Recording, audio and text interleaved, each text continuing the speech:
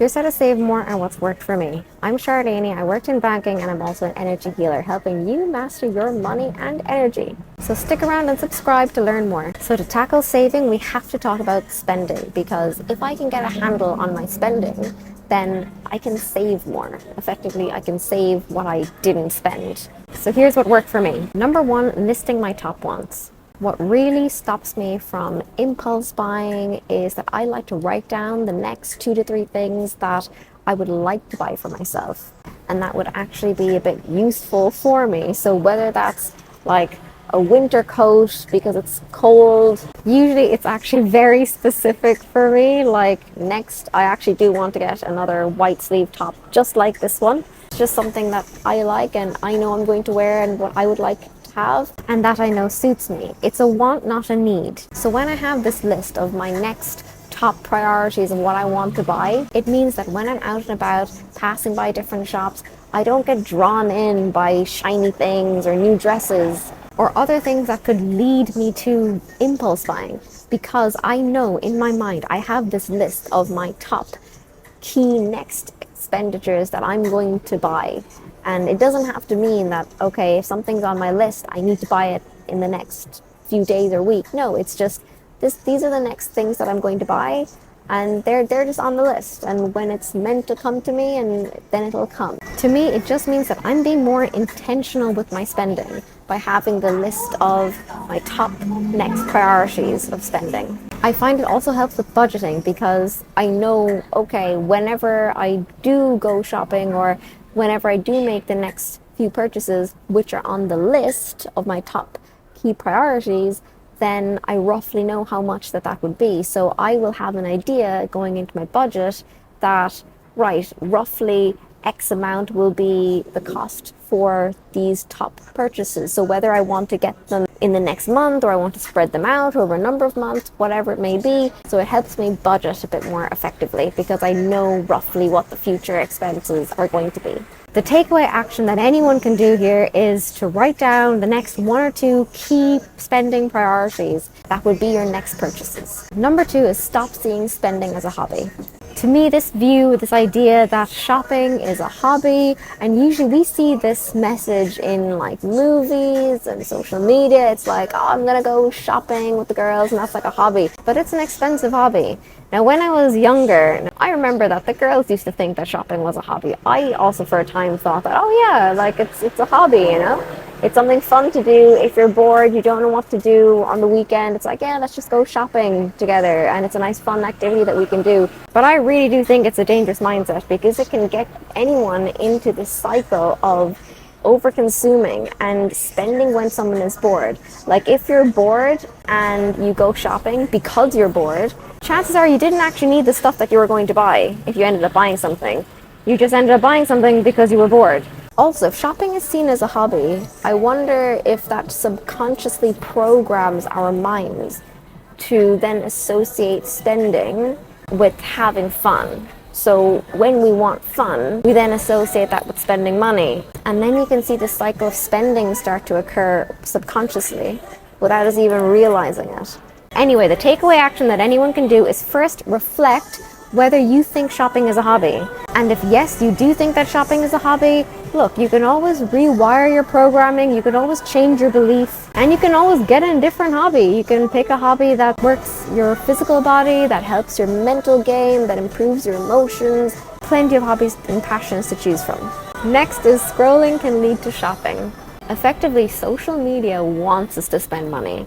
Social media would love us to just sit on our phones all day, glued to the screen, scrolling and just buying stuff, like buying everything, looking at every ad, buying every bag or shoe or useless gadget that we're being fed, okay, by the machine.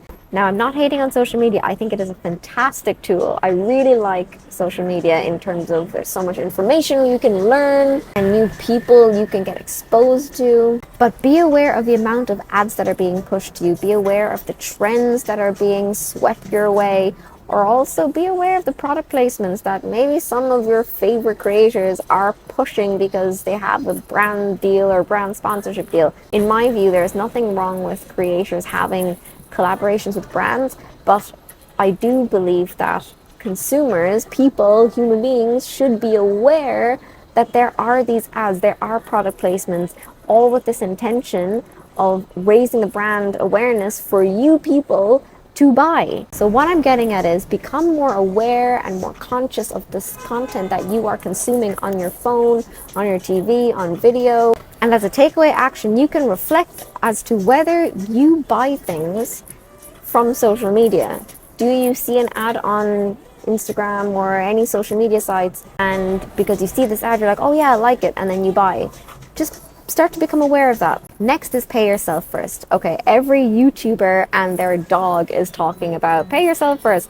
But what does it actually mean? It means that when you get paid, first put the amount that you want to save regularly into a savings account, an investments account, or into your retirement, or wherever you save money, and don't touch it.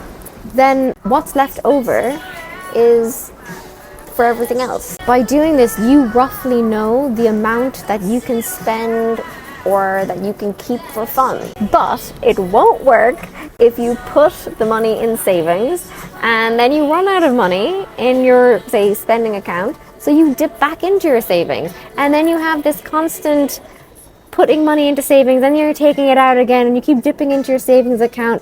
It's not going to work like that if you want to see growth in the long term. So the takeaway action here is to set a realistic number that you can save and pay yourself first with regularly, and ideally automate it. Next is, where did you learn your shopping habits? This is one that I haven't really heard many people talk about, and it's looking into the beliefs behind how we spend, the behavior of how we spend. Why are we spending? You know, what would be really good to do here is to reflect, where did you learn your shopping habits from? I wasn't going to put this in the video, but I got inspired because there's a mother and child that were walking just here, just now, and then the child was just saying, but how much is that going to cost? But how much is that going to cost? And I thought, this child looked about 4 or 5. And I was like, this child is already thinking, but more in a stressed way, like, oh, the financial limits of, but how much is something going to cost? And I think they were talking about like a toy or something like that. And it just got me thinking, where do we learn our shopping habits from? Like, as an example, do we learn these habits from our family, our friends, what we see, what we consume, even on social media? Where do we get our shopping habits from? And this can actually be linked to how we are wired subconsciously, how we think subconsciously, who are we influenced by subconsciously as well, what are our beliefs about money. I have a whole video on the energy of money, and I'll be doing a video on limiting beliefs coming soon as well when it comes to money, so that will be interesting. So takeaway action is to reflect on what your shopping habits are and where do these shopping habits come from. In terms of what are your shopping habits, do you shop when you're stressed? Do you shop because you've had a very bad day at work and then you come home and then you start online shopping and then it makes you feel better? Are you shopping to fill a void? Like, are you shopping because you're lonely? Are you shopping because you're bored? Are emotions driving your shopping? Or are you quite level-headed when you're making spending decisions? Are you spending on needs or wants, or a mix of both? And then reflect on, where did you learn these beliefs? Did you see your parents fight a lot about money? And because they were fighting, then you associate a negative emotion with spending. So you might restrict yourself in the present because of that stress that happened in the past. Or maybe you saw friends and family when you were younger feeling so happy as they were spending. And so somewhere in the mind, subconsciously, there was this connection that was made between being happy and joy and making a purchase. So you might experience that now in the present, but actually those little connections were made when you were much younger. And when you start to piece these little connections together, you can then start to rewire any limiting beliefs, any beliefs that don't serve you, in order to make room for the way of thinking that you would like to embody. With the whole save more and spend less, saving hacks, spending hacks, all these different hacks that are out there, and there's so many videos on it at the moment. At the end of the day, either you have a current income and you just lower your expenses so that you can save more, or you look at a way of making more income, whether that's promotions or pay rises, negotiating salary in the current job that you're in, or looking at another type of income that you can do on the side or in addition to your main job, let's say.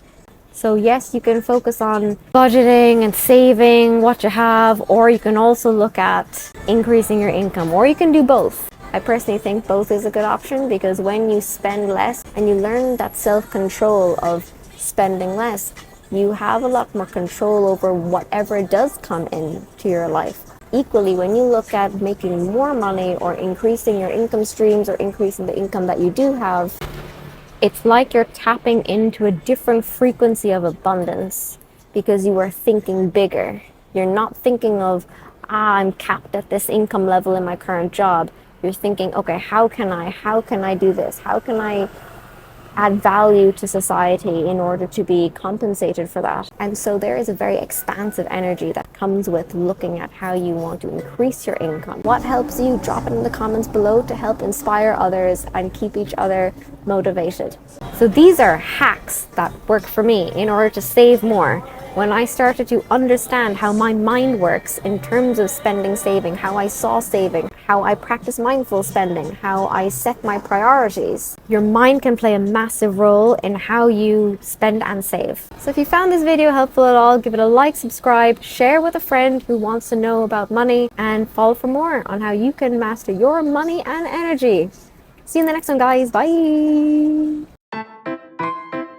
Number 3, scrapping. To me, this view that spending is a shopping,